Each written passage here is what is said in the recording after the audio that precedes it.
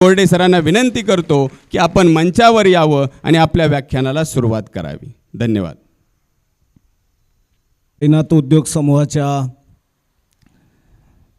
वार्षिक स्नेहबंध मेळाव्याच्या निमित्तानं उपस्थित या उद्योग समूहाचे संस्थापक, आपल्या सर्वांचे मार्गदर्शक आदरणीय बजरंग काका वाकळे,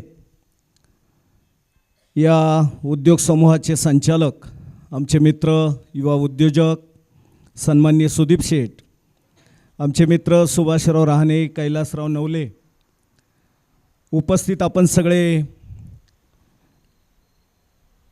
कंपनी प्रतिनिधी. खरं तर साईबाबांची एक सुंदर आरती आपल्या सगळ्यांच्या समोर, आपल्या सगळ्यांच्या उपस्थितीत या ठिकाणी झाली आणि एक भक्तीचं आणि मांगल्याचं वातावरण, प्रसन्न असं वातावरण या ठिकाणी निर्माण झालं. आणि वेळसुद्धा खूप छान आहे बघा, संध्याकाळची वेळ आहे. एक रम्य सायंकाळ आपण सगळे मित्र म्हणून एकत्र येऊन या ठिकाणी साजरी करतो आहे. इथं फटांगरे सरांनी माझ्या परिचयामध्ये बरंच काही सांगितलं, ते फारसं काही मनावर घेऊ नका,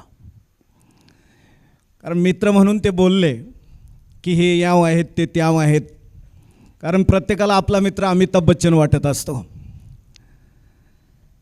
तर एका गावामध्ये रात्रीच्या वेळेला असंच एका कवीचं कविता वाचनाचं आणि कविता गायनाचं कार्यक्रमाचं आयोजन केलं होतं. आणि त्या गावामध्ये सगळे शेतकरी मंडळी त्या मारुतीच्या मंदिराच्या पटांगणामध्ये जमली होती त्या कवींच्या कविता ऐकण्यासाठी. कवी आपल्या विश्वातच मग्न असतात. त्यांनी एक एक कविता आपली बाहेर काढायला सुरुवात केली आणि श्रोत्यांमध्ये चुळबुळ व्हायला सुरुवात झाली. त्या गावामध्ये एक रिटायर मिलिटरीमन होता. मिलिटरीतून आला तरी त्याने पिस्तूल काही सोडलं नव्हतं. त्याच्या कमरेला कायम पिस्तूल असायचं. आणि त्या कविता जेव्हा त्याच्या डोक्यावरून जायला लागल्या तेव्हा तो सारखासा दातोट खायचा आणि पिस्तुलाकडे हात न्यायचा. खाली सगळ्या श्रोत्यांना त्याने वेढा दिला आणि मग स्टेजवर आला. स्टेजवरच्या सगळ्यांकडे तो पायचा, दातोट खायचा आणि पिस्तुलाकडे हात न्यायचा. मग तो कवी जिथं बोलत होता, कविता सादर करत होता, त्या डायसच्या बाजूला तो आला. आता कवी जरी असला आणि किती भावनाशील असला तरी जीवाला घाबरतो शेवटी. त्याला वाटलं काहीतरी गंडांतर दिसतंय, सारखा दातोट खातोय, पिस्तुलाकडे हात नेतोय. तेव्हा तो कवी त्या पिस्तूलवाल्या त्या रिटायर मिलिटरीमनला म्हटला, मेजर माझं काही चुकतंय का? तेव्हा तो फौजी, तो रिटायर्ड मिलिटरीमन त्या कवीला म्हटला, तुमचं चालू द्याव, मी त्यांना शोधतोय की ज्यांनी तुम्हाला इथं आणलं. तशी तुमची काही अडचण झाली तर सुदीप शेठ आणि सुभाषराव आहेत, म्हणजे मला इकडून निघून जाता येईल. मित्रांनो, आपण हसलात, थोडं का होईना हसलात, याच्याबद्दल सुद्धा मी पहिल्यांदा आपल्याला कॉम्प्लिमेंट देतो. कारण हल्ली लोक हसत नाहीत. म्हणजे मुळव्याध झालेल्या पेशंटसारखा चेहरा करून लोक बसलेले असतात.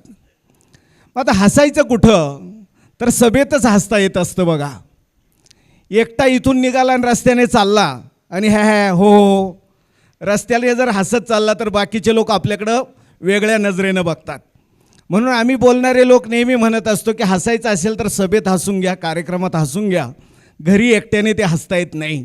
आणि टाळ्या जरी वाजवायच्या असल्या तर त्या सभेत वाजवून घ्या. त्या घरी जर वाजवल्या तर घरचे आपल्याकडे शंकेनं बघतात, काय गडबड झाली. आणि आपल्याला देवाने ना वरून येताना प्रत्येकाला टाळ्यांचा कोटा ठरवून दिलेला आहे. ह्या जन्मामध्ये तू एवढ्या टाळ्या वाजवल्याच पाहिजेस. आणि तो कोटा जर पूर्ण केला नाही ना ह्या जन्मामध्ये, तर कदाचित पुढचा जन्म आपल्याला टाळ्या वाजवणाऱ्याचा भेटू शकतो. म्हणून कार्यक्रमामध्ये हसायला किंवा टाळ्या वाजवायला काही अडचण नसते. बऱ्याच जणांना असं वाटतं हसलोन चुकून आपल्या चेहऱ्याची इस्त्री मोडली तर काय करायचं. मी अशा लोकांना म्हणत असतो की बाबा ती पुन्हा करता येईल. लोक हल्ली हसतच नाहीत. जगाच्या पाठीवरती अनेक प्राणी आहेत बघा. सगळ्यात मोठ्या डोक्याचा आणि मोठ्या मेंदूचा प्राणी हत्ती. हत्तीला हसता येत नाही. सगळ्यात वेगवान प्राणी चित्ता आहे. चित्त्याला हसता येत नाही. सगळ्यात क्रूर प्राणी वाघ आहे. वाघाला हसता येत नाही. सगळ्यात शूर प्राणी सिंह आहे. सिंहाला हसता येत नाही. ह्या दुनियेच्या पाठीवरती देवानं बनवलेलं एकमेव प्रोडक्ट आहे ते म्हणजे माणूस. माणसालाच हसता येतं. आणि म्हणून मी माणसाची सोपी व्याख्या केलेली आहे की जो हसतो तो माणूस, आणि जो हसतच नाही त्याला कसं का माणूस म्हणायचं. खरं तर खूप अडचणी आहेत. मला सुभाष शेट्टी सांगितलं की आमचे लोक फार चिंता करतात. आमच्याकडं पण असे चिंता करणारे मित्र आहेत. ते पण खूप चिंता करत राहतात, कसली पण चिंता. एकदा आमचा एक मित्र म्हटला, अरे म्हटला, ह्या आपल्या जगामध्ये ज्या कोणी माणसाने पहिल्यांदा दही बनवलं असेल त्याने विरजन कुठून आणलं असेल. कसली चिंता करायची हो. आमचा एक मित्र तर म्हटला एकदा, एकदम गंभीर चेहरा, म्हटलं का रे, बाया जर नसत्या तर पुरुषांचे कपडे कोणी धुतले असते. कसली पण माणसं चिंता करतायत. आणि त्याच्यामुळं आपण स्ट्रेसमध्ये जातोय. बघा, आपण स्ट्रेसमध्ये जाण्याचं कारण हे की नको त्या गोष्टींची चिंता ती आपण दूर केली पाहिजे.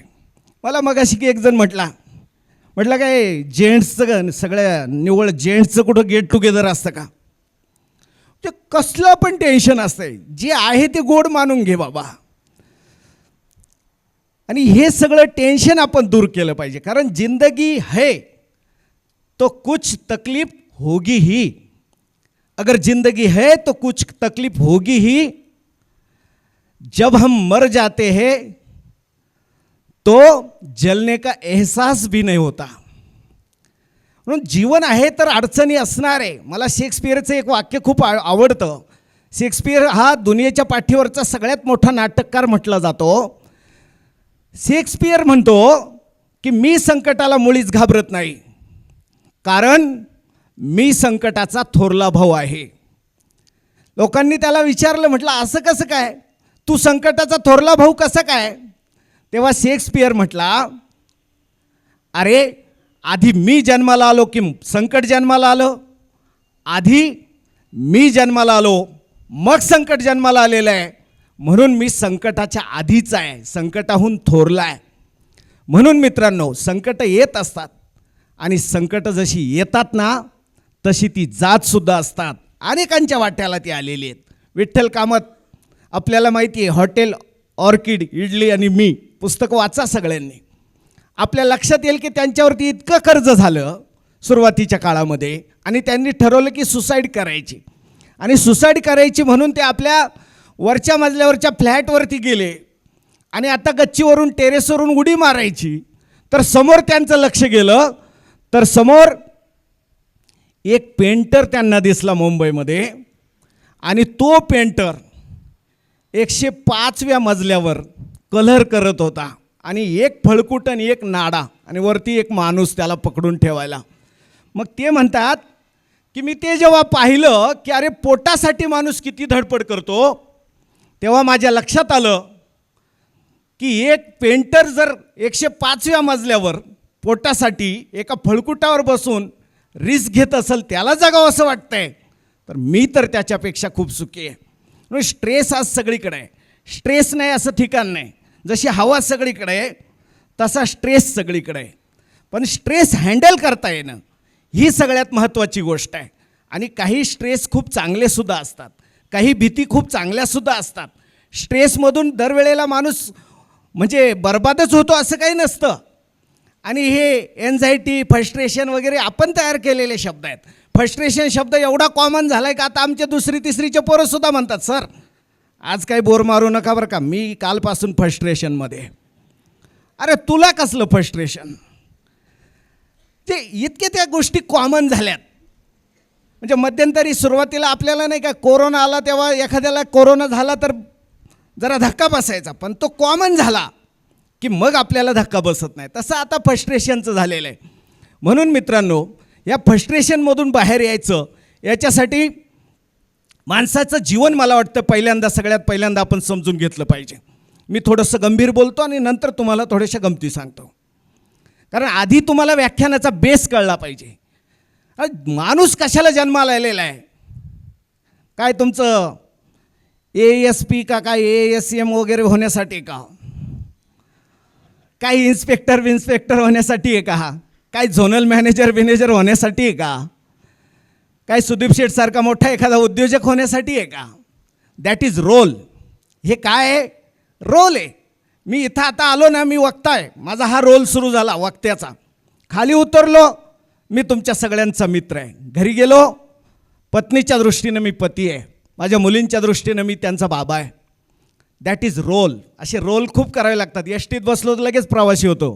कंडक्टर म्हणतो बसायला जागा नाही का, उभे राहा तिकडं, किती भारी भाषण दिलं असलं तरी.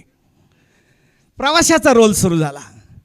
जग हा एक रंगमंच आहे, आपण सगळे प्रवासी मित्रांनो. आणि देवाने जर ठरवलं ना, तर तो शर्टाचे बटणं लावण्या इतका सुद्धा वेळ देत नाही. आणि आपल्याला पाहुण्यांचा फोन येतो बघा, अहो शर्टाचे बटणच लावत होते, तेवढ्यातच आला आणि गेले. म्हणजे मृत्यू वगैरे ह्या गोष्टी ना फार पंक्च्युअल आहेत बरं का, फार वेळेवर येतात, फार वेळेवर येतात. एक सेकंद मृत्यू मागे पुढे होत नाही. माझे आवडते लेखक आहे वपू काळे, ते म्हणतात की या दुनियेमध्ये दोनच माणसं वक्तशीर आहेत, एक सूर्य आणि दुसरा मृत्यू. हे दोन कधीच वेळ चुकवत नाहीत. म्हणून आयुष्य समजलं पाहिजे की मी कशाला जन्माला आलेलो आहे. मार्केटिंग वगैरे करणारच आहे मी, दॅट इज माय रोल. ही भूमिका आहे, ती भूमिका करणार. पण मी कशाला जन्माला आलेलो आहे? गौतम बुद्ध 2500 वर्षांपूर्वी होऊन गेलेला माणूस आहे. आणि बुद्धांना शिष्यांनी विचारलं होतं की गुरुदेव, माणसाचा जन्म कशासाठी? बुद्ध हसत असायचे. त्यांच्या चेहऱ्यावरती ते 81व्या वयाला गेले ना, मृत्यूनंतर सुद्धा बुद्धाच्या चेहऱ्यावर हसू होतं. आणि आता जिवंत माणसाच्या चेहऱ्यावर सुद्धा हसू नसतंय. कारण बुद्धाच्या चेहऱ्यावर मृत्यूनंतर सुद्धा हसू का होतं? याचं कारण आहे मित्रांनो, बुद्धाचं हसू आतून आलेलं होतं. आणि त्या बुद्धाचं नाव 2,500 वर्षे ह्या जगामध्ये टिकतंय. म्हणजे त्याच्या विचारांमध्ये काहीतरी सामर्थ्य असलं पाहिजे असं मला वाटतं. आणि त्या बुद्धांना एकदा भिक्खूंनी विचारलं की गुरुदेव, माणसाचा जन्म कशासाठी? बुद्ध कायम हसत हसतच उत्तर द्यायचे. ते त्या शिष्याला म्हटले, अरे माणसाचा जन्म ना आनंदाने जगण्यासाठी. दुसरा भिक्खू, दुसरा शिष्य जवळच उभा होता, तो म्हटला गुरुदेव, माणसाचा जन्म आनंदाने जगण्यासाठी, तर मग आनंदाचा शोध माणसाने नेमका घ्यायचा कुठं? त्यावेळेला बुद्ध पुन्हा हसत हसत म्हटले, अरे वेड्या, आनंदाचा शोध जर घ्यायचा असेल ना, तर माणसाने तो आपल्या आत घ्यायला पाहिजे. आनंद आहे ना मित्रांनो, आतच असतो. मी सांगत नाही, बुद्ध सांगतायत. आणि म्हणून आनंदाचा शोध घ्यायचा असेल तर स्वतःच्या आत डोकावलं पाहिजे. ज्याला आपण आता सायकोलॉजिस्ट लोक आपण म्हणतात की इनर व्हॉइस, स्वतःचा आतला आवाज ऐकणं. कधी बोललो का आपण? आणि खरं तर पाहिलं ना मित्रांनो, आपण सगळ्यात जास्त कोणाशी बोलतो माहिती का? स्वतःशी. गाडीत बसलं की आपल्या डोक्यात लगेच चालू होतं, मी इकडं फील्डवर आलो आहे, पण पोरगं शाळेत गेला असेल का नाही? बरं, ज्याला पोरगं नाही त्याच्या डोक्यात मागच्या हप्त्यात स्थळ आलं होतं, होकार देतात का नाकार? पेमेंट सांगू का नको कंपनीचं? का दुसऱ्याचीच परमनंट ऑर्डर व्हॉट्सॲपला पोस्ट करून टाकू? या सगळ्या गडबडी आहेत. आपण सारखं बोलत असतो बघा स्वतःशी. सगळ्यात जास्त माणूस आहे ना अशाच कल्पनेच्या राज्यामध्ये रमतो आणि स्वतःशी बोलतो. स्वतःशी अजिबात बोलायचं नाही, जगाशी अजिबात बोलायचं नाही. एकदम स्वतःला शांत शांत शांत करायचं. त्यावेळेला आहे ना माणसाला आतला आवाज ऐकू येतो. आणि तो आवाज आहे ना अपरिचित आवाज असतो. ध्यान करतात ना लोक, त्यांना तो आवाज ऐकू येतो बघा. तो परिचित नसतो. तो ट्रकचा नाही, टेम्पोचा नाही, डीजेचा नाही, वक्त्याचा नाही, बच्चनचा नाही, लता मंगेशकरचा नाही. तो अपरिचित आवाज असतो. आणि त्यावेळेला तुमचा स्वतःशी संवाद सुरू होतो. आणि तुकाराम महाराजांनी सुद्धा हेच सांगितलेलं आहे मित्रांनो, की तुम्ही स्वतःशी संवाद करा. तुकाराम महाराजांनी 350 वर्षांपूर्वी काय सांगितलं? तुका म्हणे होय मनाशी संवाद, आपुलाची वाद आपणाशी. संवाद साधायचा असेल तर तो स्वतःशीच साधायचा असतो. आणि वाद जरी घालायचा असेल ना, तो सुद्धा स्वतःशीच घालायचा असतो. म्हणून माणसाचं जगणं नेमकं कशासाठी आहे? पैसे बिशे हे फार मॅटर करत नाहीत. म्हणजे पैशाशिवाय काही चालत नाही, हेही खरं आहे. म्हणजे मराठी माणसाचा एक गैरसमज आहे का पैशावाल्याला सुखाने झोप येत नाही? मग गरीबाला तरी कुठं सुखाने झोप येते? पैसे तर लागतातच, पण पैसा पैसा बहुत कुछ है लेकिन सब कुछ नहीं है. आणि म्हणून निव्वळ पैसा ही गोष्टसुद्धा चांगलं आनंदी शक्तिशाली जीवन जगण्यामध्ये मॅटर करत नाही. पैसा तर लागतोच, पण शक्तिशाली जीवन जगायचं असेल तर आधी जीवन समजून घ्यावं लागतं मित्रांनो. आणि जीवन समजून घेण्यासाठी चांगलं काहीतरी ऐकावं लागतं, चांगलं काहीतरी वाचावं लागतं, चांगलं काहीतरी पाहावं लागतं. आणि आज आपल्या हातामध्ये असं काही येत नाही, आपल्या कानावरती असं काही पडत नाही. दुर्दैवानं आपल्या सगळ्यांची गडबड होते. आता व्हॉट्सॲपला खूप मटेरियल येऊन पडतं. रामदास स्वामी म्हणायचे, जे जे आपणाशी ठावे ते ते इतरांशी शिकवावे, शहाणे करून सोडावे सकळ जन. आता व्हॉट्सॲपचं ब्रीद वेगळं आहे. जे जे आपणाशी ठावे ते ते इतरांशी पाठवावे, वेडे करून सोडावे सकळ जन. आपण वाचत नाही. आणि हा स्ट्रेस आहे ना, त्याच्यामुळे येतो आहे. जीवन समजलं नाही की स्ट्रेस, जीवन समजलं तर आनंदच आनंद आहे. इकडे तिकडे चोहीकडे सगळीकडे आनंदी आनंदकडे. हा आनंद सगळीकडे आहे. आनंदाचा शोध घ्यायला कुठं दूर नाही जावं लागत. तुम्हाला सांगू का, असे तुम्ही संध्याकाळच्या वेळेला स्वतःच्याच घराच्या खिडकीत उभे राहिले, निवांत अगदी खिडकीतून बाहेर पाहत राहिले ना, तरी बरं वाटतं माणसाला. काय आनंद म्हणजे बाहेर आता दुसरं कोणी काही फार काही सौंदर्य दिसलं असं काही नाही, पण बरं वाटतं. विचार बदलायला पाहिजे ना माणसाचे. तुम्ही बघा दिवाळी आली दिवाळी, नाही का? दिवाळी आली, मोती साबणाने आंघोळ करण्याची वेळ झाली. तुम्ही साबण बदलला ना, साबण, तरी आंघोळ केल्यावर भारी वाटतं बघा. ते कायमचा लाईफ बॉय, कायमचा लिरिल आहे ना. पण दिवाळीच्या वेळेला मोती लावला ना, भारी वाटतं त्या दिवशी बघा, प्रसन्न वाटतं. मग साबण बदलला तर माणूस इतका आनंदी होतो, विचार बदलल्यावर किती आनंदी होईल. आणि म्हणून हे सगळं आपल्याला समजून घ्यायचं आहे मित्रांनो.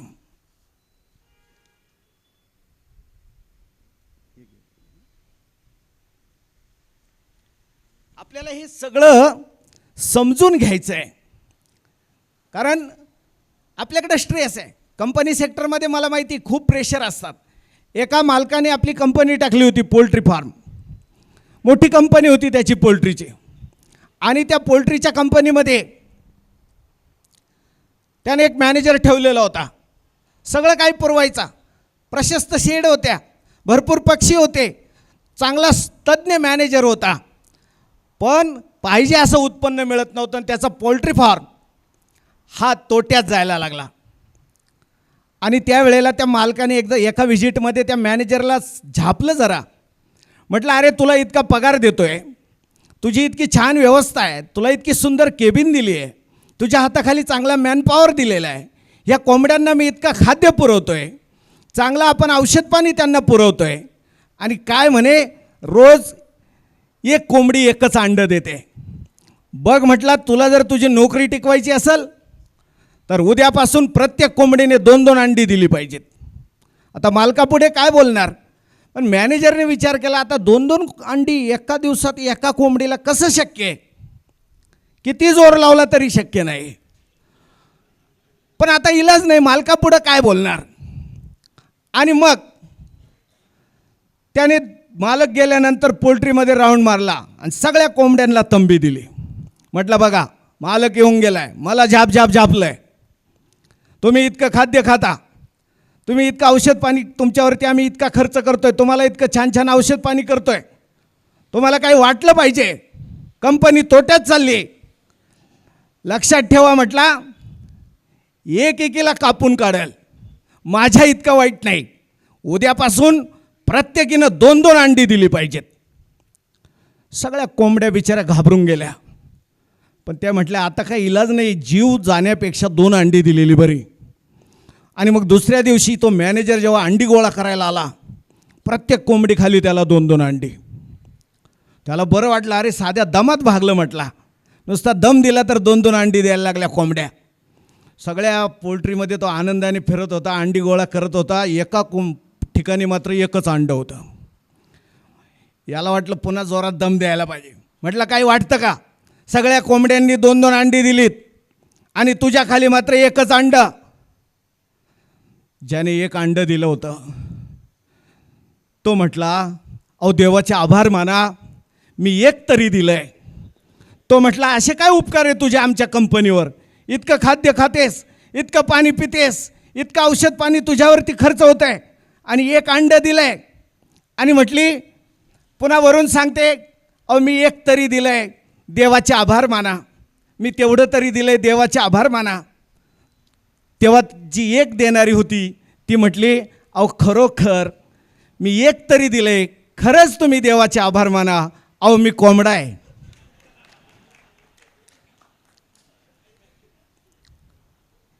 हे प्रेशरमध्ये कोंबड्याला सुद्धा अंड द्यायची वेळ येऊ शकते.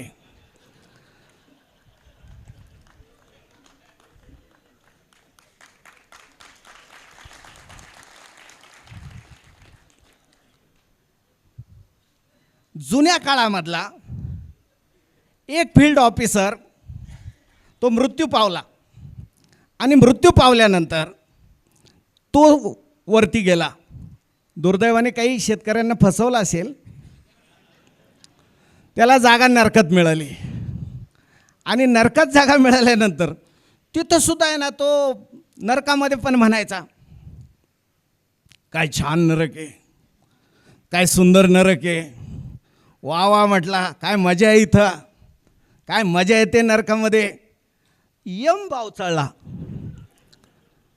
अरे नरकात आत्तापर्यंत असा एकही कॅन्डिडेट आला नाही का नरकाला छान म्हणतोय, सुंदर म्हणतोय. मग यम शॉकिंग झाला आणि शॉकिंग अवस्थेत यम त्याच्याकडे आला. म्हटलं, अरे बाबा, नरकाला आजपर्यंत कोणत्याही माणसाने चांगलं नाही म्हटलं, तू म्हणतोय काय नरक आहे, वा वा काय छान नरक आहे, काय सुंदर नरक आहे, काय मजा येते नरकात, तू असं काय का म्हणतो? तो म्हटला, भाऊ खाली आहे ना मी फील्ड ऑफिसर होतो, इथं काही वसुलीचं टेन्शन नाही, इथं काही शेतकऱ्याचं डोकं खायचं नाही आहे, इथं काही मालकाचं प्रेशर नाही, इथं मला उलट भारी वाटतं आहे. हे सगळं प्रेशर निश्चितपणानं आपल्या सगळ्यांच्या जीवनामध्ये. परंतु हे सगळं करत असताना मित्रांनो, कंपनीने आपल्याला काय सांगितलं आहे हे आपण लक्षात ठेवलं पाहिजे. एक शेतकरी होता, जरा परिस्थिती गरीब होती, त्याला 3 मुलं होती, तो वयस्कर झाला, त्याला हिंडता फिरता येईना, पैशांची गरज होती, गावामध्ये सावकार राहत होता. त्याने आपल्या एका 3 मुलांपैकी धाकट्या मुलाला बोलवलं. म्हटलं, गावात जा, सावकाराची माडी तुला माहिती ना, तिथं माडीमध्ये सावकाराला भेट आणि सावकाराला सांग की माझ्या वडिलांनी 2000 रुपये सांगितलेत. हा गेला, सावकाराची उंच माडी, वरती माडीमध्ये बसलेला सावकार, उघडाबंब, ढेरपोट्या, जाडजूड. हा धाकटा गडी गेला. म्हटला, गेल्यावर त्याने ते पाहिलं, ती ढेर वगैरे सगळा जाडजूड अवतार पाहिल्यावर तो जोरजोरात हसायला लागला. सावकार म्हटला, अरे तू बोलत नाही, नुसतं हसतोय, काय झालं हसायला तुला? तो म्हटला, अहो तुम्ही जर मेले तर तुमचा जिना एवढा अरुंद आहे, तो मला खाली कसं काय आणता येईल म्हणे, म्हणून मी हसतोय. सावकारानं आपली माणसं बोलवली, म्हटले याला 2 दणके दे, हा मला मारायला निघाला आहे. जे वडिलांनी सांगितलं होतं 2000 रुपये आण, याने भलता उद्योग केला. जे कंपनी जे सांगते ते करायला पाहिजे. मग हा परत आला मार खाऊन आणि वडिलांपुढं उभा राहिला. वडिलांपुढं उभा राहिल्यानंतर वडिलांनी विचारलं, आणले का पैसे? म्हटलं नाही दिले हो, त्याने उलट मला 2 दणके दिले पैशांऐवजी.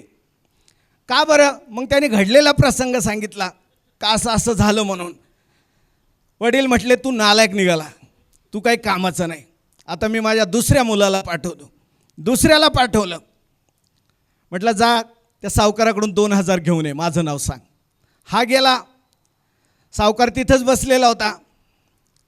सावकाराला म्हटलं, का हो काका, माझा धाकटा भाऊ आला होता, तुम्ही त्याच्याकडे 2000 रुपये का बरं नाही दिले?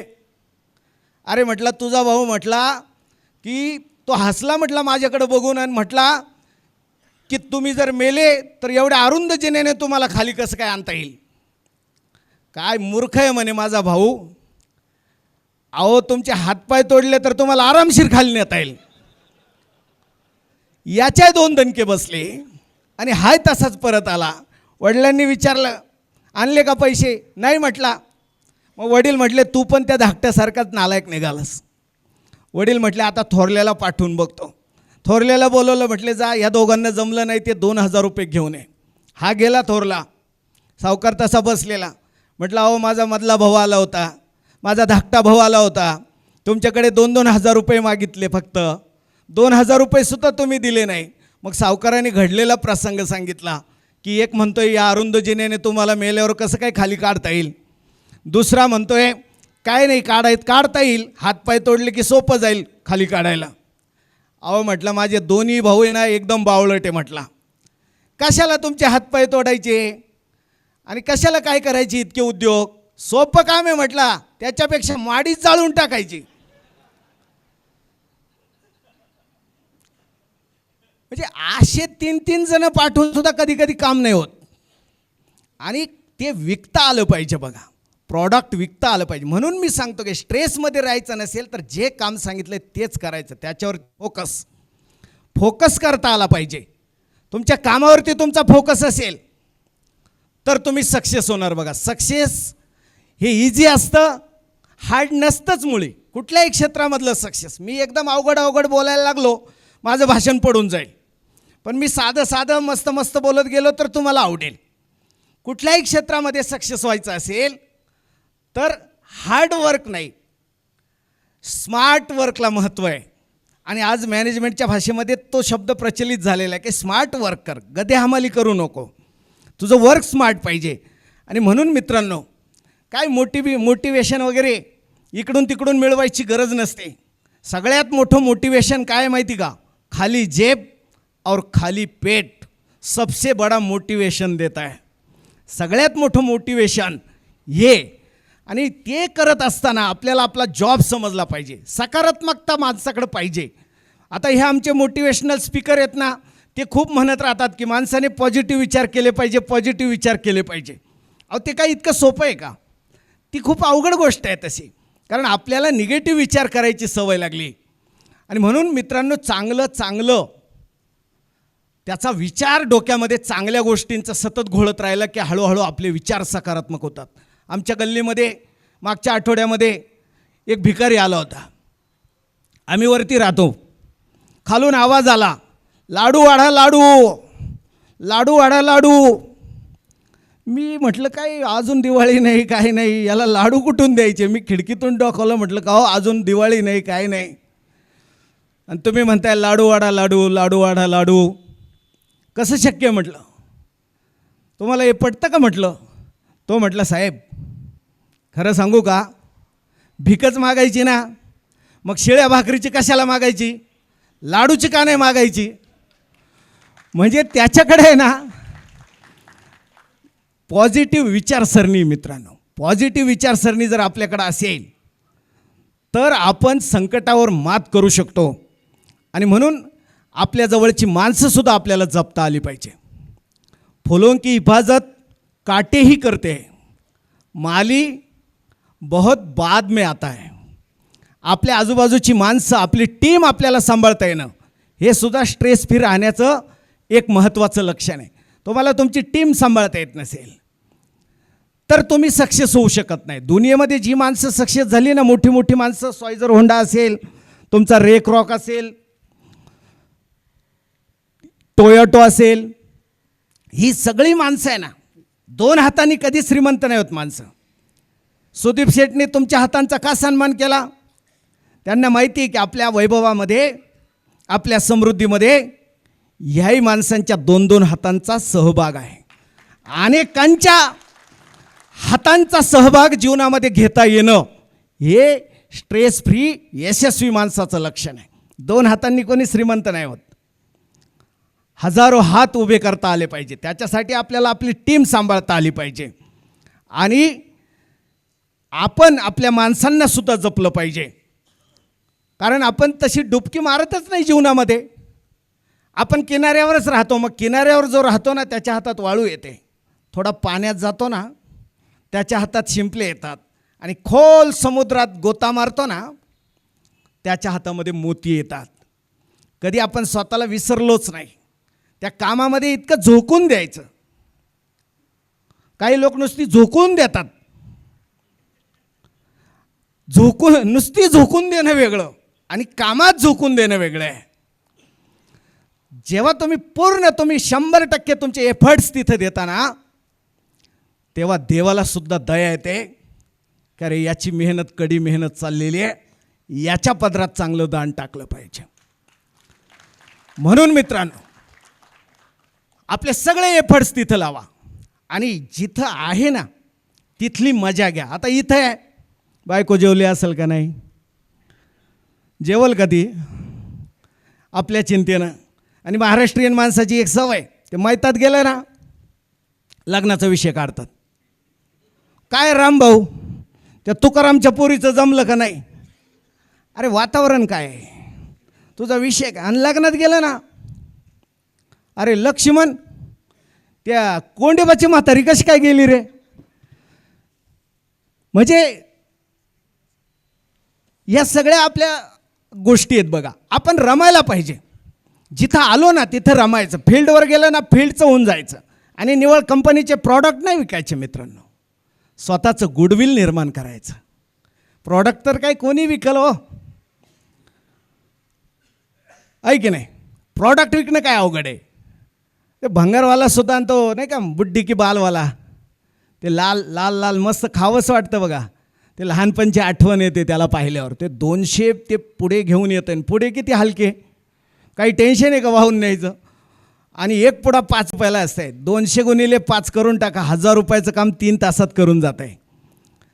तुम्ही तुमचं गुडविल निर्माण केलं का. त्या शेतकऱ्याला तुम्ही त्याचे गाईड व्हायला पाहिजे, तुम्ही त्याचे फिलॉसॉफर व्हायला पाहिजे, तुम्ही त्याचे चांगले बेस्ट फ्रेंड व्हायला पाहिजे. त्याच्या मुलांचं काय चाललं आहे, त्याच्या पाण्याची काय व्यवस्था आहे, त्याचा खर्च कसा कमी करता येईल शेतीचा, झिरो बजेट शेतीकडे त्याला आपल्याला कसं नेता येईल. तुम्ही जेव्हा त्याच्या अंतःकरणात घुसाल ना, तो तुमची वाट पाहत राहील बघा. आपल्याला बोलता नाही येत, आपल्याला फोनवर सुद्धा बोलता येत नाही. आता आपण मोबाईल लावला ना, काय मला आता काल परवा एका मित्राचा फोन आला, फार दिवसाने आला होता, सेव्ह नव्हता. म्हटलं काय चाललं आहे, काय नाही म्हटलं बसलो आहे पेपर वाचत. ओळखला का आवाज, अरे तू काय लता मंगेशकर आहे का मोहम्मद रफी आहे, एकमेव आवाज आहे का तुझा जगामध्ये. म्हणजे आपल्याला साधं फोनवर सुद्धा बोलता येत नाही. आपण जे छोटे छोटे कामं करतो ना, आपण बघा घरी म्हणतो मी आहे ना डोक्याला तेल लावतो, पण खरं डोक्याला तेल लावतो का आपण केसांना चोपडून देतो. आपण डोक्याला तेल लावतच नाही. म्हणजे आपलं कुठल्याच कामाकडं लक्ष नसतं आणि म्हणून सगळ्या कामांकडं आपलं दुर्लक्ष होत चालतं आणि आपण खूप मोठा म्हणजे इंद्राचा ऐरावत पेलायचा प्रयत्न करतो. छोटी छोटी कामं आपण जेव्हा करू ना, तेव्हा निश्चितपणानं आपल्याला पुढं जाता येईल. आणि मग काम करणाऱ्या माणसाच्या चुका झाल्या ना, देवसुद्धा माफ करतो. कंपनीचा मालक, तुमचा झोनल ऑफिसर तर करलच करल. त्याला माहिती, त्याने तुमचे एफर्ट्स पाहिले, तुमचं टार्गेट अचीव नाही झालं, पण त्याला तुमचे एफर्ट्स जर दिसलेले असेल तर तो तुमचं कौतुक करणार बघा. म्हणजे दुनियेमध्ये काही माणसं काहीच करत नाही. एकदा महाराष्ट्रामध्ये एक ट्रॅव्हल कंपनीनं काय केलं, आपल्या सगळ्या चालकांचा सत्कार ठेवला. सुदीप भाऊनी जसं तुमचं सगळं फील्ड ऑफिसरचं गेट टुगेदर ठेवलं, तसं त्या मालकाने सगळ्या आपल्या चालकांचा सत्कार ठेवला. ट्रॅव्हल्स कंपनी होती त्याची, आणि प्राईज होतं की 25 वर्ष विना अपघात सेवा. एक ड्रायव्हरचा तिथं सत्कार झाला, 25 वर्ष विना अपघात सेवा. कार्यक्रम संपल्यावर काही पत्रकार त्या ड्रायव्हरला भेटले, म्हटले 25 वर्ष तुम्ही विना अपघात सेवा कशी काय करू शकलात, एकही ॲक्सिडेंट नाही झाला 25 वर्षात. तो म्हटला नाही झाला. म्हणे कसं काय शक्य आहे. अरे म्हणे आमच्या गाड्या ना गॅरेजलाच उभ्या होत्या. म्हणजे बऱ्याच जणांच्या गाड्या या गॅरेजलाच उभ्या असतात, मग अपघात नाही होत. चुका कोणाकडून होतात, जो काम करतो त्याच्याकडून. जो काम करतो तो चुकतो, आणि काम करत असताना झालेल्या चुका माफ असतात. पण काही न करणं ही फार मोठी महाचूक असते. ती मात्र घरचे सुद्धा माफ करत नाही, तर कंपनी कशी माफ करेल. म्हणून मित्रांनो, आपल्याला हे सगळं करायचं आहे. आपण आपला घमेंडसुद्धा आपली कमी केली पाहिजे. आपल्याला घमेंड असते की मी BSc ॲग्री, मी MSc ॲग्री, माझ्याकडे सुद्धा 2-3 डिग्री आहेत. चांगले आहेत. म्हणजे बऱ्याचशा डिग्री अशा नावाच्या पुढं लिहितो आपण, संजय बजाबा गोरडे BA MA वगैरे. आता माझी डॉक्टरेट आहे, नावाच्या आधी येते डॉक्टर संजय गोरडे. हे डिग्र्या बिग्र्यांचं काही खरं नसतं बरं का. माझा विश्वास नाही त्याच्यावरती अनेक डिग्र्या मिळवल्यानंतरसुद्धा. म्हणजे मी फार शिकलेलं आहे आणि मग आता हे माझ्या लायकीचंच काम नाही. तू करूच शकत नाही. तू शिकलेला असशील पण तुझ्या हातात काय आज जी संधी आहे ना, ती संधी दौडू नको. संधीचं सोनं करता आलं पाहिजे मित्रांनो. आणि त्याच्यासाठी संयम पाहिजे, त्याच्यासाठी पेशन्स पाहिजेत आणि त्याच्यासाठी तुमची कन्सिस्टन्सी पाहिजे. तुमच्याकडं कन्सिस्टन्सी नसेल तर तुम्ही जीवनात पुढे जात नाही. मग धरसोड वृत्तीनं मग ह्या कंपनीत 4 महिने 6 महिने घरी 2 गाया घेतल्या, त्याच्यानंतर काही सासरवाडीलाच राहायला गेला. जे भलते नखरे आपण जर करत बसलो ना मित्रांनो, नाही सक्सेस मिळत. तुम्ही शेतकऱ्याच्या आहाळावर जा. आहाळ माहिती का तुम्हाला? हे जुनं थारोळं होतं ना, बजरंग काकांना माहीत असेल. शेतकऱ्याच्या विहिरीवरती एक थारोळं होतं, दगडाचं थारोळं. त्या मोटेचं पाणी येऊन थारोळ्यात पडायचं. मोठ जी खाली जायची ना, त्या थारोळ्याच्या दगडावर तो नाडा घासायचा. नाडा बघा नरम आहे दगडाच्या तुलनेत, दगड कठीण आहे, पण त्या दगडाला अशा वळी पडायच्या, नाड्याच्या खुणा पडायच्या. हे कशामुळं व्हायचं? कन्सिस्टन्सी, हे सातत्य, हे ऑब्झर्वेशन तुम्ही करा दुनियेमध्ये. शेतकरी जीवन, शेतकरी खूप हुशार असतात. अहो एका वक्त्याचं असं रात्रीच्या वेळेला माझ्यासारखं भाषण होतं आणि तो फाट्यावर उतरला. जुना काळ होता. तो वक्ता गावात जायला निघाला फाट्यावरून पायी. पुढे गेल्यावर त्याला एक शेतकरी बैलगाडीत जाताना दिसला आणि बैलगाडीत जाताना दिसल्यावर त्याला वाटलं आता पायी चालून दमलोय, गावात जाऊन भाषण करायचे संध्याकाळी. मग त्याने काय केलं, त्या बैलगाडीवाल्याला लिफ्ट मागितली. आता खेड्यामध्ये याचा अर्थ वेगळा घेतात. तो शेतकरी म्हटला, साहेब हे इथं नाही मिळत, गावात मिळते. तो वक्ता म्हटला, अरे बाबा मला हे नाही पाहिजे, मला लिफ्ट पाहिजे. शेतकरी म्हटला, लिफ्ट म्हणजे काय? म्हटलं मला तुमच्या बैलगाडीत बसायचे. मग म्हटलं अंगठा कशाला दाखवतो? पळत जायचं, मागं रपकन उडी मारायची आणि बसायचं. बसला. बसल्यावर हा विचारवंतच, हा काय शांत बसतो का? याने त्या शेतकऱ्याला प्रश्न विचारायला सुरुवात केली, गाव किती लांब आहे? म्हटलं अजून अर्धा तास लागेल. मग तो विचारवंत म्हटला, अजून अर्धा तास लागेल, मग आपण काहीतरी खेळू ना. तो शेतकरी म्हटला, भाऊ दिवसभर आवता मागं खेळून इतका दमलं, आता काय खेळायचं? तो विचारवंत म्हटला, तसं काही नाही, अवघड खेळ नाही. म्हटला प्रश्न उत्तराचा खेळ आहे. शेतकरी म्हटला, ते तर जमलं नाही म्हणून ह्या डिपार्टमेंटला आलो ना.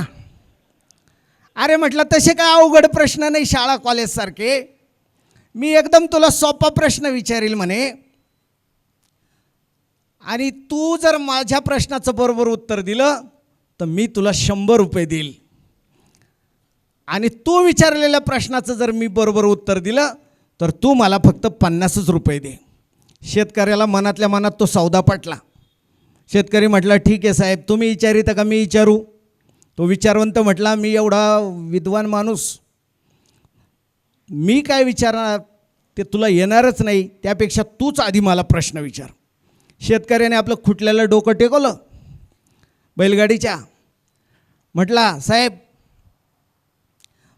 5 हाताचा, 10 पायाचा, 17 कानाचा, 23 डोळ्यांचा, 27 नाकाचा असा एक प्राणी म्हटला, तो आभाळात बी उडतो, जमिनीवर बी पळतो आणि पाण्यात बी पोहतो, त्याचं नाव काय?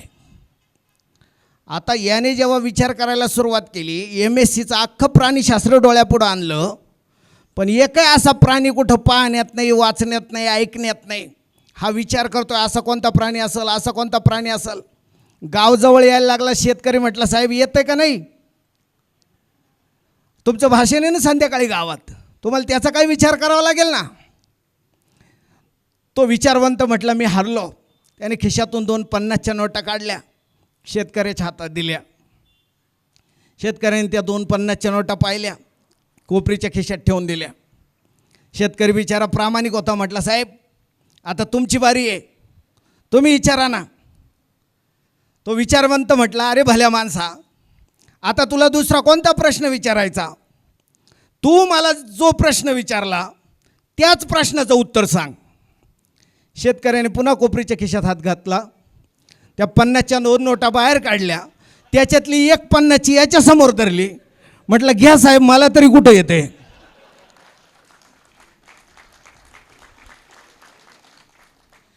ही हुशारी ना, ही शेतकऱ्याकडे सुद्धा असते.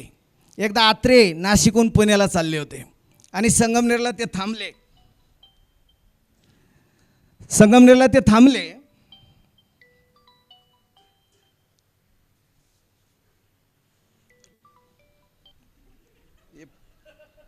फोनचं महत्त्वाचं आहे, घरचा नाही, तसं काही घाबरण्यासारखं.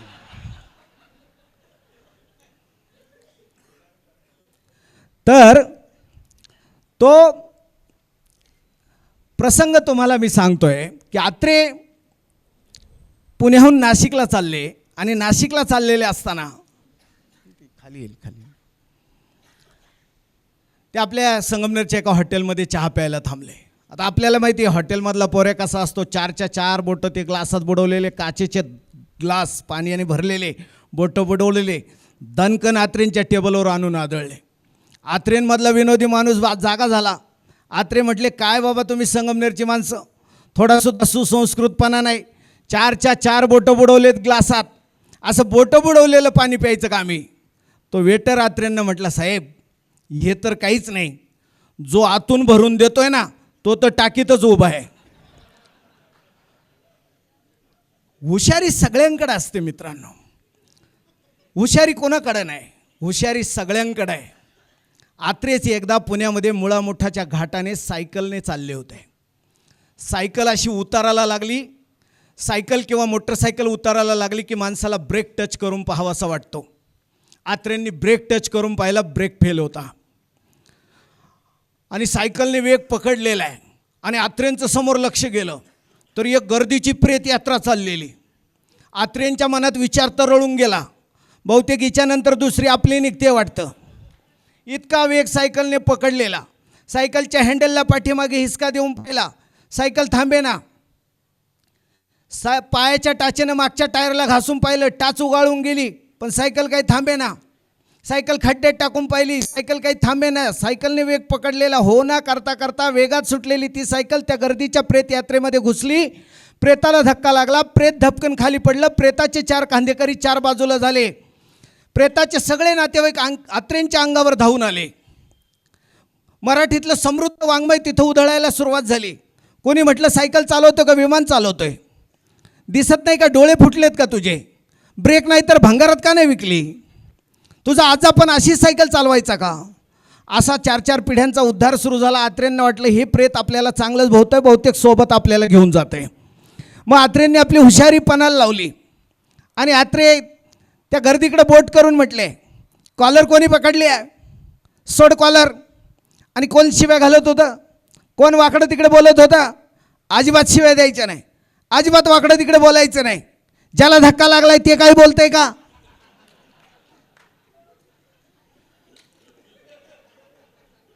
तुम्ही जसे हसले मित्रांनो, त्या दुःखद प्रसंग त्या प्रेताचे नातेवाईक सुद्धा हसले आणि आत्रेंची सुटका झाली. ही हुशारी आहे. एकदा मी बच्चनचा पिक्चर पाहत होतो. बच्चन त्या पिक्चरमध्ये विनोदी रोल करतो. बच्चन एका मॉलमध्ये जातो, तिथे ॲक्वेरियम ठेवलेले असतात. बच्चन ते ॲक्वेरियम पाहतो, ते कृत्रिम माशांची रंगीबेरंगी माशांची ती काचेची पेटी पाहता पाहता बच्चनचा रोल सुरू होतो. तिथे एक स्टूलवरती सेल्समन बसलेला असतो. बच्चन त्या सेल्समनला म्हणतो, भाई अरे इस मछली में नर कौन से है और मादी कौन सी है, आप बता सकते हैं? तो सेल्समन पण हुशारच असतो आणि सेल्समन शक्यतो हुशारच असतात. तो त्या बच्चनला म्हटला, म्हणजे त्याचा पण रोल सुरू होतो. तो म्हणतो, हाँ बच्चन जी, क्या पूछा आपने? अरे इस मछली में नर कौन से है और मादी कौन सी है, आप बता सकता है? तो सेल्समन म्हणतो, हाँ बच्चन जी बता सकता हूँ, जरा गौर से सुनो, जो तैर रहा है वो नर है और जो तैर रही है वो मादी है. ही हुशारी आहे. हुशारी सगळ्यांकडे असते मित्रांनो, पण जीवन जेव्हा आपण समजून घेतो ना, जुना काळ होता, गुरुजींची शाळा भरली, सकाळ दुपार शाळा भरायची, अडीचची शाळा भरली, वर्गपत्र्याचे पत्रा तापला, उन्हाळ्याचे दिवस, गुरुजींच्या अंगाला घामाच्या धारा लागल्या, गुरुजींना प्रचंड गरम व्हायला लागलं, गुरुजींनी अंगातला नेहरू सदरा काढला, वर्गातल्या खुंटीला टांगला, कोपरीवरतीच गुरुजी खुर्चीवर बसले, पण गुरुजींना काही कम्फर्टेबल वाटे ना. गुरुजींच्या मनात विचार आला, अरे अंगातली कोपरी बी काढून पाहावी. अंगातली कोपरी काढली, उघडे बंब गुरुजी खुर्चीवरती बसले. तेवढ्यात वर्गाच्या खिडकीतून थंडगार वाऱ्याची झुळूक आली. गुरुजींच्या अंगाला गारगार वारा लागला. गुरुजींना जरा कम्फर्टेबल वाटलं, बरं वाटलं. असं ते हवा घेतायत, गारवा घेतायत, तोच वर्गाच्या दरवाजातून बाहेर गुरुजींचं लक्ष गेलं तर त्या भागाचे भाग अधिकारी साहेब शाळा तपासायला येताना दिसले. गुरुजींना तर उन्हाळ्यापेक्षाही जास्त गरम व्हायला लागलं. साहेब इतका कठीण आहे, निंबाच्या खोडापेक्षाही कडक आहे. आज आपली नोकरी टिकत नाही, निष्कारण उघडं झालो, आज आपला संसार उघड्यावर पडतोय, असं गुरुजींच्या मनात सुरू झालेलं. गुरुजींच्या अंगाला प्रचंड घामाच्या धारा लागल्या आणि साहेब तर जवळ येत येत चालले. मग गुरुजींनी आपली हुशारी पणाला लावली. साहेब जवळ आले. साहेबांनी वर्गाच्या उंबऱ्यातून पाय आत टाकला. तोच गुरुजी ताडकन खुर्चीवरून उठले, मुलांकडे अशी पाठ केली, म्हटले, मुलांनो, याला पाठीचा कणा म्हणतात. साहेब म्हटले, काय गुरुजी, ह्या वयात सुद्धा मुलांना प्रत्यक्ष पाठीचा कणा दाखवतात? असा कण्याचा शिक्षक उभ्या महाराष्ट्रात होणार नाही. ह्या वर्षीचा आदर्श शिक्षक पुरस्कार द्यायचा तो याच गुरुजींना. मित्रांनो, ही हुशारी आहे. हुशारी शेतकऱ्याकडे असते, वेटरकडे असते, आत्रेंसारख्या अष्टपैलू व्यक्तिमत्वाकडे असते, शाळेतल्या गुरुजींकडे असते, अगदी सगळ्यांकडेच असते. पण हुशारीचा उपयोग आहे ना, जीवनातले छोटे मोठे प्रसंग टाळायला होतो. पण जीवनाची नैया पार करायची असेल तर माणसाकडे शहाणपण असलं पाहिजे. शहाणपणाला ऑप्शन नाही. आता एकदम सोपं करून सांगू का, हुशारी आणि शहाणपण याच्यात फरक काय आहे? आता मी हे जे गोड गोड बोलतोय ना पोपटासारखं, ही हुशारी. आणि ह्या विचारपीठावरून उतरल्यानंतर बोलल्यासारखा जर वागत असेल तर दॅट्स कॉल्ड शहाणपण. इंग्लिशमध्ये सुद्धा त्याला क्लेवर आणि वाईज असे दोन स्वतंत्र शब्द आहेत. मित्रांनो, मला शब्दांशी खेळायची सवय. तो मला गंमत सांगू का थोडी? आकाश आणि आभाळ एक नाही. जे सताड मोकळं असतं ना, निळशार, ते आकाश, आणि जे काळ्या कुट्ट ढगांनी गच्च भरून येतं ना, ते आभाळ. वेदना आणि यातना एक नाही. तुम्ही मैदानावरती खेळताय, फुटबॉल खेळता खेळता पडताय, तुमच्या कोपऱ्याला खरचटताय, तेव्हा तुमच्या शरीराला होतात त्या वेदना. आणि एखादा माणूस सकाळीच आंघोळ करून देवदर्शनाला गावात गेला, मारुतीचं दर्शन केले, मारुतीच्या पायरीवर बसला, आणि त्याच वेळी त्याचा तर्णाबांड पोरगा तिथून सकाळच्या वेळेला डुलत झुलत जाताना दिसतो ना, तेव्हा त्या बापाच्या हृदयाला ज्या होतात ना, त्या यातना. मराठीची गंमत आहे, मराठीचं सामर्थ्य आहे मित्रांनो. आवड आणि पसंत एक नाही. आवड बदलत राहते. काल मला कारले आवडत होते, आज मला भोपळा आवडेल. पण पसंत बदलत नाही. एखादा माणूस लहानपणापासून लता दीदींची गाणी ऐकतो, 9व्या वर्षापासून 10व्या वर्षापासून वयाच्या आज 60व्या वर्षी पण त्याला त्याच गाण्यांची पसंत आहे. मराठीत खूप छान छान शब्द आहे मित्रांनो, पण मराठीचं सामर्थ्य आपल्याला कळलं नाही. 12 कोटी लोकांची भाषा आहे. दुनियेत पहिल्या 5 मराठी भाषा आहे. इंग्रजी भाषा ही जगामध्ये फक्त 12च देशांत बोलली जाते आणि फार कमी लोक बोलतात. पण आपल्याला आपल्या मराठीचं सामर्थ्य कळलं नाही, कारण आपण ग्रंथांपासून, चांगल्या विचारांपासून निश्चितपणानं दूर गेलेलो आहे. आज जो स्ट्रेस, ज्या विवंचना आणि जो पैशाचा चक्कर आपल्या सगळ्यांना पडला आहे ना मित्रांनो, त्या चक्करमधून बाहेर येण्यासाठी, स्ट्रेस फ्री होण्यासाठी आणि अगदी पीसफुल जॉयफुल लाईफ जगण्यासाठी काय गरजेचं आहे, तर मला वाटते स्वतःच्या आत डोकावणं आणि जीवन समजून घेणं. आमच्या गुरुजींना पण अशी शब्दांशी खेळायची सवय होती. ते नेहमीच शब्दांच्या 2 जोड्या लिहायचे आणि आमच्या वर्गाला विचारायचे, सांगा आकाश आणि आभाळ एकच का? वेदना आणि यातना एकच का? एक दिवस गुरुजींनी वेगळी जोडी लिहिली, सत्य आणि भ्रम. आमच्या वर्गामध्ये नजर मारली गुरुजींनी, म्हटले, बघा आम्ही फळ्यावर लिहिलं आहे सत्य आणि भ्रम. सत्य आणि भ्रम एक की वेगळे वेगळे? काय अर्थ होतो सत्य आणि भ्रमचा? आमचा अख्खा वर्ग चिडीचूप झाला. पण आमच्या वर्गामध्ये आमचा एक मित्र होता वामन्या नावाचा. तो कधीच बोटवरती करायचा नाही, त्या दिवशी मात्र त्याने बोटवरती केलं. गुरुजींना खूप आनंद झाला मनातून. म्हटले कधीच उत्तर देत नाही, आज याचं बोटवरती आहे. गुरुजी म्हटले ये वामन्या ये पुढे ये पुढे, सांग सांग सांग, सत्य आणि भ्रम याच्यामध्ये काय फरक आहे? वामन्या आला, फळ्याकडं निरखून पाहिलं. सर म्हटलं काय शब्द लिहिलेत तुम्ही? अरे म्हटले सत्य आणि भ्रम याच्यात काय फरक आहे? तो म्हटला गुरुजी खरं सांगू का, तुम्ही जे सांगताय ना ते सत्य आहे, पण आम्ही तुमचं ऐकतोय हा तुमचा भ्रम आहे.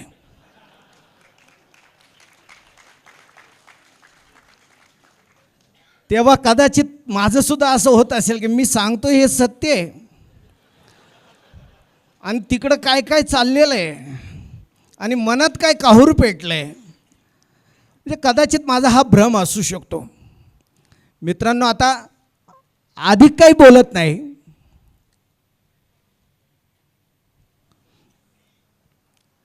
परंतु जाता जाता एकच सांगतो की तुम्हाला स्ट्रेस फ्री जगायचं असेल, आनंदाने जगायचं असेल तर ह्या क्षणापासून सुरुवात करा, आत्तापासून सुरुवात करा. कुणाच्याही भरोश्यावर बसू नका. आमचा तोच मित्र वामन्या नावाचा, आम्ही 10वीला जेव्हा गेलो तर आमच्या सरांनी आम्हाला सांगितलं की बघा 10वीची परीक्षा आहे, बोर्डाचे पेपर आहे, सगळ्यांनी चांगला अभ्यास करा. पेपरला जाताना थोरा मोठ्यांच्या पाया पडून जा, थोरा मोठ्यांचे आशीर्वाद घेऊन जा. वामन्या अख्ख्या गावाच्या पाया पडला, पण 10वीला नापास झाला. आणि मग 10वीला नापास झाल्यावर 1-2 वर्ष तो शेती करत होता. मग सकाळी आपला गावात यायचा, चहाच्या हॉटेलमध्ये बसायचा, पेपर चाळायचा, 4-2 मित्रांशी गप्पा मारायचा. एक दिवस पेपरमध्ये जाहिरात आली होती की कोल्हापूरला मिलिटरीची भरती आहे. वामन्याने ते वाचलं आणि ते वाचल्यानंतर त्याला आनंद झाला, कारण नॉन मॅट्रिक पण चालतील, 10वी नापास पण चालतील असा जाहिरातीत उल्लेख होता. त्याने मग त्याच्यासारख्याच 2-4 मित्रांना म्हटला, हे बघा म्हटला पेपरला आज काय आले, पाहिलं का, कोल्हापूरला मिलिटरीची भरती, 10वी नापास बी चालतात, जायचं का आपण? 2-4 मित्र हो हो म्हटले. 2-4 जण सगळ्या तयारीनं कोल्हापूरला गेले. आपल्याला माहिती मिलिटरीमधला तो कर्नल आणि एक कागदपत्र तपासणारा. पहिल्यांदा वामनरावची फाईल ठेवली तिथं. याचे मार्क पाहून, याचं उज्ज्वल यश परीक्षेतलं पाहून तपासणाऱ्यालाच धक्का बसला. कसा बसा याला पुढे पाठवला. कर्नल होता तिथं मैदानावरती. त्याने याचं वजन मोजलं, उंची मोजली, छाती मोजली, याचे उज्ज्वल यशाचे शैक्षणिक कागदपत्र पाहिले आणि तो कर्नल जाम भडकला. म्हटला भाऊ, तू मार्कात बसत नाही, तू वजनात बसत नाही, तू उंचीत बसत नाही, तू छातीत बसत नाही, तू आलाच कशाला इथं? वामन्या म्हटलं तेच तर सांगायला आलोय का आपल्या भरोश्यावर बसू नका. तेव्हा तुम्हाला शेवटी मी हेच सांगतो की आनंदानं जगायचं असेल, शक्तिशाली जगायचं असेल तर कोणाच्याही भरोश्यावर बसू नका. ह्या क्षणापासून मस्त जगण्यासाठी, स्ट्रॉंग लाईफसाठी आपल्या सगळ्यांना शुभेच्छा देतो. आपण सगळ्यांनी आईच्या मायेनं माझे 2 शब्द ऐकून घेतले त्याबद्दल मनापासून धन्यवाद देतो. सुदीप शेठ, फटांगरे सर, आमचे मित्र सुभाषराव रहाणे, या सर्वांमुळे आपल्या सगळ्यांच्या चरणांचं दर्शन घडलं. त्यांनाही मनापासून धन्यवाद देतो आणि थांबतो.